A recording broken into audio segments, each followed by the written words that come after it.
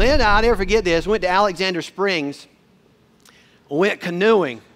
Now, if you remember this story, it's a long time ago. We went canoeing, and here's what we were told.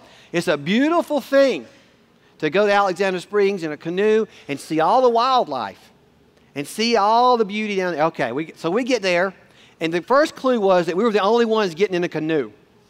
And we were about ready to paddle off in our little adventure. We had our little bagged lunch, and we were ready. This is going to be a beautiful day. We're going to have a little picnic, that kind of thing. So we were the only ones. I said, Lynn, this is a little bit strange. And then the lady said, oh, by the way, don't get out of the boat.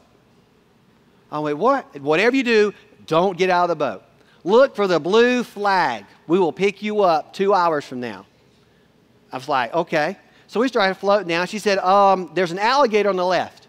That's the only one. No problem. Only one. It is alligator mating season. The natives are restless. And so Lynn and I go floating down. Now, you're sitting in a canoe, things kind of get numb. So I'm wiggling around. And as I'm wiggling, Lynn's in the front of the boat. The whole boat is kind of moving around like this. So we're floating down. I look over on the left side, and there's a big old alligator. That's the one we were looking for. Look at the big alligator on the left. We did.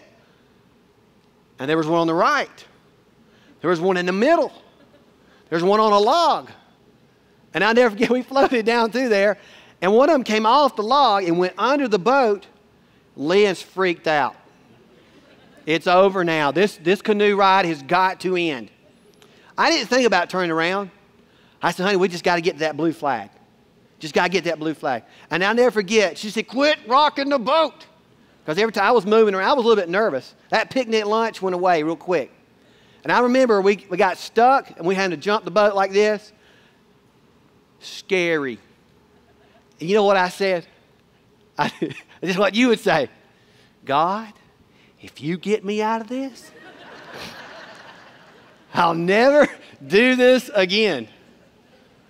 And I'll never forget when I saw that, I said, there's the blue flag. Now that blue flag was like this big.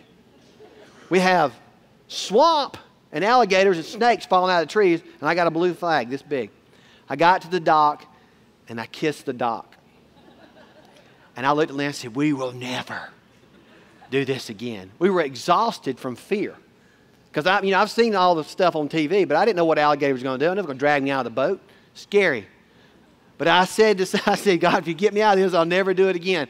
This is kind of where Jonah is. If you get me out of this, I'll never do that again. Basically, it was too late. The storm was there. And they were trying to figure out, what are we going to do? He said, throw me overboard. Now, before you go overboard, I want you to listen.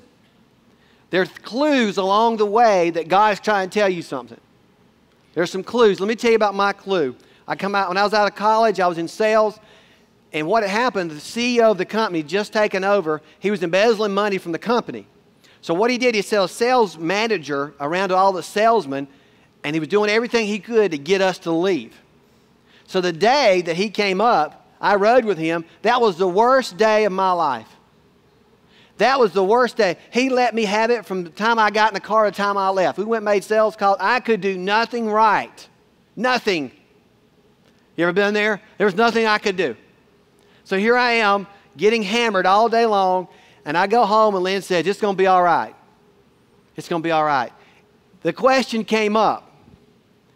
Is God trying to tell me something? Do I need to do something else? This was my moving day.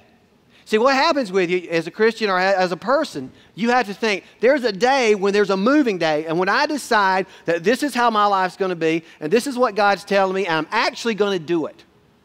And this was my moving day. I realized that day that God had called me to something else.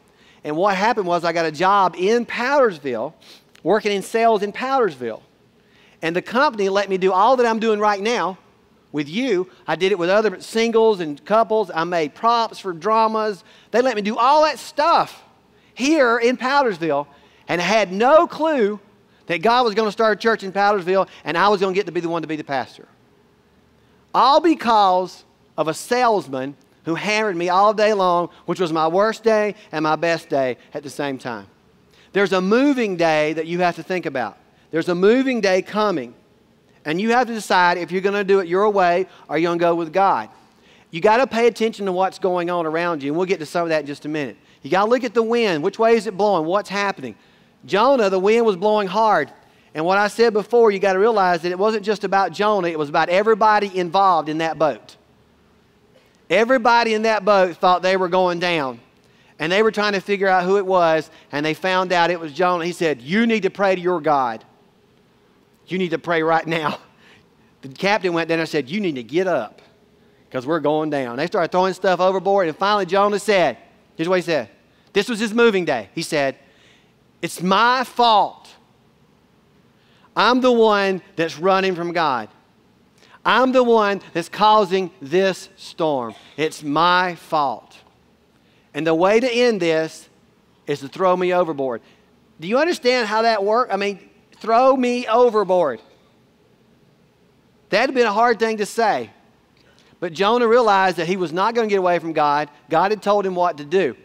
And there's going to be a storm come, and it's going to get your attention. Because there's a moving day. I'm going to move with God or move away from Him. We have to decide which way we're going to move. And Jonah's moving day had come. It is time that God said, this is what I wanted you to do. You're not going to hide from me. You're not going to run from me. Let me tell you why He did this. Why didn't God just say, I don't care. I'll get somebody else. God loved Jonah. It's the same way I do faith. I love Faith enough to tell her what's right. Do you understand? I love her enough to say, well, you really shouldn't play in the road, honey. But if you want to, you go ahead. See, it doesn't make any sense. This is why God loves us, to tell us this is how you ought to live your life. This is what you ought to do with it. And Jonah's time had come. It is time to do what I asked you to do. God, I only love Jonah, listen to this, but He loved the Assyrians, the vile people. And what I hear from people a lot of times is, you don't know how bad I am. You could not be worse than the Assyrians. You couldn't be worse. And God loved them. And Jonah thought that he was the one who was in charge. Big fish, little pond. I'm the one in charge. I don't think they deserve forgiveness. And God said, they do. Just like you and me. They do deserve forgiveness. And so God loved Jonah. God loved the Assyrians. And why does God keep hammering and pecking on us and keeping us moving and circumstances keep coming up and keep speaking to us? Why? Because He loves us. Do you get that part?